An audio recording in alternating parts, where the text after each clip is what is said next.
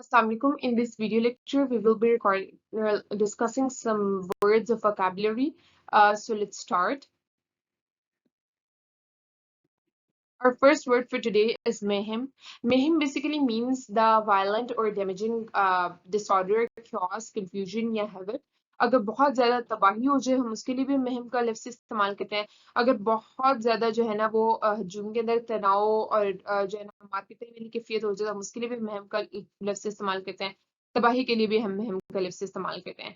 ठीक है. For example the football match turn into the complete mayhem when the opposing fans clashed with each other. जब दो opposite teams के fans के आपस में लड़ाई हुई या आर्ग्यूमेंट हुआ तो उसकी वजह से वहां पर फुल लड़ाई स्टार्ट होगी और उस जो सिनेरियो है या उस जो बाद में सीन बना उसके लिए मेहम का वर्ड यूज कर सकते हैं. Synonyms include chaos, disorder, havoc, anarchy, turmoil, bedlam, or antonyms means order, peace, calm, serenity, harmony, and tranquility. Mumbled का मतलब होता है speak in a low unclear and indistinct manner. इसकी एग्जांपल क्या है? मतलब ये बहुत बड़बड़ाना या फिर आहिस्ता आवाज में बोलना या विस्पर करना, कान में खुसफुसाना, उसके लिए आप मम्बल्ड का लफ्ज यूज कर सकते हैं. ठीक है. ये mumbled something under his breath and I couldn't hear what he said. ठीक है. उसने कुछ ऐसा बोला, मम्बल किया, मतलब बड़बड़ाया जो मुझे समझ में नहीं आया कि उसने क्या कहा है.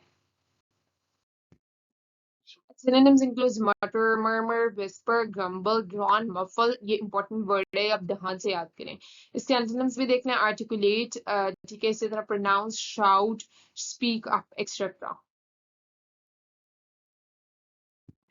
मेडिटेटेड का मतलब होता है किसी पर गौर और फिक्र करना, किसी चीज के बारे ऊपर किसी के बारे में बहुत ज्यादा सोचना. ठीक है. तो word meditated means to think deeply or carefully about something. Example includes she meditated on the decision for hours before coming to a conclusion. Meditated का मतलब इसके कुछ सिनोनिम्स हैं जो कि contemplate, ponder, reflect, consider, mull over, deliberate. Antonyms में obviously it's disregard, ignore, neglect, dismiss, forget, overlook. Moulded का मतलब होता है कि कोई एक स्पेसिफिक शेप दे देना मटेरियल को. ठीक है. या फिर उसको रीशेप कर देना. ठीक है. या उसको इस तरह से मॉडल कर देना. मतलब कोई भी चीज थी उसको आपने जो है ना वो जैसे आप स्टेच्यू को मोल्ड करते हैं ना उस तरह से, ये हम किसी पॉट को मोल्ड करते हैं उस तरह से, मतलब उसको शेप दे देना कोई स्पेसिफिक. ठीक है. इसकी एग्जाम्पल है the Potter moulded the clay into the beautiful veg. ठीक है. जैसे आपको इस पिक्चर में भी नजर आ रहा है ये जो एक्ट है इसको हम मोल्डेड कहते हैं.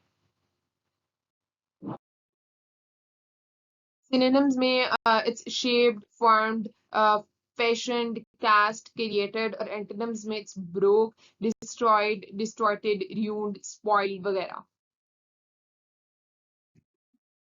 Menacing means threatening or suggesting the presence of danger.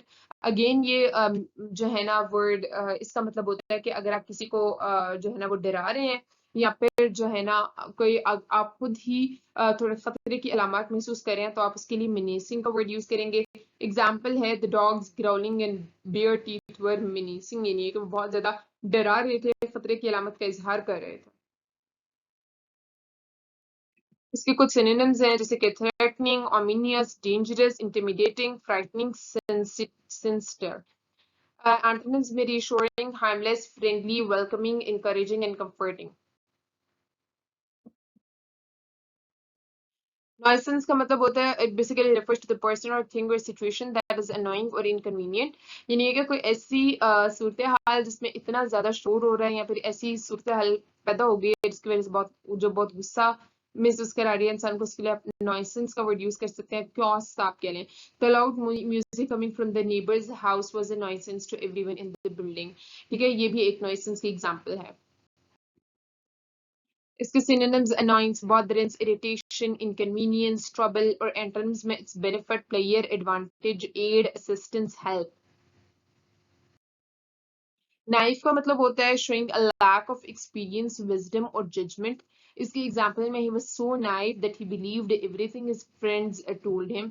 कोई बंदा बहुत जैसे कोई छोटा बच्चा होता है ना उसके लिए आप यूज कर सकते हैं जिसके पास ना एक्सपीरियंस है, ना खास मेच्योरिटी है, ना इतना विजडम है, ना इतनी जजमेंट की कैपेबिलिटी है, उसके लिए आप नाइफ का वर्ड यूज कर सकते हैं. जो सुनी सुनाई बातें पर यकीन कर लेता है, बातों में आ जाता है लोगों की.